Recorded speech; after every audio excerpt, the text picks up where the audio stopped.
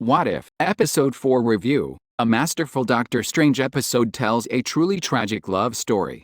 With each episode centered around different characters in the MCU, What If has told each of the stories within different genres, beginning with a World War II war movie, then a space heist, and last week a murder mystery with a shocking twist. The newest episode of What If takes a look at a different version of Doctor Strange, one who is still blissfully in love with Christine. Although this happiness doesn't last long, as the episode quickly becomes a hopelessly tragic love story. This tragedy leads the sorcerer down a dark path with horrifying results. The nexus point of this universe takes place long before the newest What If episode, with the change being Strange and Christine never parted ways. This means that when Doctor Strange was going to the award ceremony, Christine was with him, and in the car crash, Strange lost the love of his life instead of the use of his hands. Doctor Strange still finds the mystic arts following the car crash, and most of the first film plays out the same way, although Doctor Strange's hands were never injured, which could mean his powers are even greater in this universe from the start. The creators were smart about what highlights from the movie to include without getting bogged down in reiterating the entire plot. The core of this What If episode takes place after the events of Doctor Strange, with the sorcerer using the Eye of Agamotto in desperate attempts to save Christine. The montage of Strange futilely attempting to change things and save Christine only for her to die no matter what he does is gut-wrenching.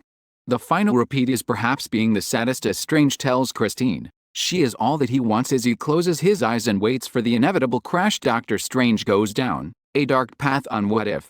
Strange's conversation with the Ancient One following these countless heartbreaks is another glimpse into the laws of Marvel time travel, establishing the opposite of nexus points, with absolute points. Moments that must happen and cannot be changed. In this case, the paradox presented is that if Strange saves Christine, he never finds the mystic arts, never defeats Dormammu, and never becomes the Sorcerer Supreme, therefore never gaining the power to save Christine. Strange's desperation is palpable as he refuses to give up, instead deciding to find a way to defeat the laws of the universe. This episode of What If also introduces a gorgeous new location with the Lost Library of Cagliostro. The library is stunning, and the magic within it, notably the runes, is absolutely gorgeous. Strange begins searching for any way to change an absolute point and finds his answer: absorbing the power from others. In his first attempt, he asks to borrow power from a multiversal mystic being that looks suspiciously like the tentacle beast that Captain Carter fought in the premiere episode of What If. When this fails, Strange begins summoning and absorbing an endless number of mystical creatures from the multiverse. The animation in this portion is phenomenal, as Strange briefly takes on the appearance of those he absorbs. The montage speeds up the longer Strange steals the powers of the beings over the course of centuries. It is revealed that the Ancient One actually split the timeline when she and Strange confronted each other at the accident site. One absorbed power for centuries, while the other lived out the events of the first film once again, and chose not to travel back and attempt to save Christine. As the second Strange finds out the truth, he begins figuring out how to defend himself, knowing he will have to take on his corrupted counterpart when the two Stranges confront one another. It is truly a sight to see. The power-hungry Strange is wearing a darker cape with a high-pointed collar. His face is gaunt, he is extremely thin, and his goatee is pointed. The distinct difference is jarring, and the audible change in corrupted Strange's voice feels perfectly horror-inspired. The battle between the Stranges is a highlight of the episode, as the two sorcerers blast each other with magic, and the powers that Strange absorbed bleed out. It's enthralling to watch. But what the episode delivers beautifully in this fight scene is it goes against expectation, and our heroic Sorcerer Supreme is defeated, and then ultimately absorbed by the corrupted version of Strange. As he finally fulfills his life's purpose and saves Christine, the atrocities he committed to get to this point are clear, as he has morphed into a monstrous amalgamation of the creatures he absorbed. When Christine awakens, she is horrified, crawling away from the beast that Strange has become, but What If manages to make it worse still.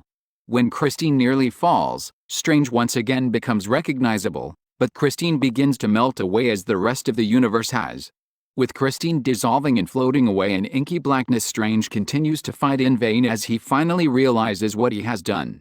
The episode ends with Strange alone, repeatedly apologizing for his actions as Christine is lost once more. Stephen Strange, Sorcerer Supreme, broke the universe, and it responded in kind. So absorbed in trying to save the life of his lost love, he became a monster, forsaking the world. The fourth episode of What If also notes an important step in the Watcher's evolution. Throughout the first 3 episodes of What If, the Watcher has become more prominent in the background. This continues in the fourth, but it goes a step forward as well. The first hint of this evolution is when Strange hears the Watcher's narration as he is searching through the lost library. But the biggest moment is when Strange becomes not only the first to notice, but the first to interact with the Watcher as the universe collapses. Strange begs the Watcher for help, but he remains steadfast in his refusal to interfere. The Watcher lectures Strange for his choices, and while he doesn't pity Strange, noting that he was warned of the dangers, he does seem genuinely saddened that he can't save this universe from utter annihilation. This seems like the first step in the Watcher becoming less of an observer and more of an active part of these stories, which is an exciting evolution. But in this case, the step forward is heavy in the tragedy of it. Each week, What If manages to step up their game, and this is no exception. Benedict Cumberbatch is phenomenal in his performance as a voice actor. His anguish is clear, as is the corruption in the dark Doctor Strange. The fourth episode also revisits a creature from the premiere that looks suspiciously like one of the many angled ones, perhaps Shumagorath, who will be showing up in Doctor Strange in the Multiverse of Madness. The episode dives into the genre of tragic love stories, while also dabbling in horror and fantasy through Strange's mystical corruption and subsequent physical change. This episode also proves that What If is willing to go to the darkest, most tragic ending, as Strange has destroyed his universe and is left alone. The animation and production design was absolutely magnificent, feeling cinematic in scale. The music is breathtaking, elevating the narrative and emotions of the story with hints of the Doctor Strange theme bleeding through. Overall, this is an absolutely fantastic episode, and hopefully What If continues to deliver episodes of this caliber while diving into a new genres and MCU variants. What did you think about the fourth episode of What If? What do you think the multiversal tentacle monster is? What do you think the Watcher will do next? What do you think will happen to this Doctor Strange variant? Leave your thoughts in the comments below.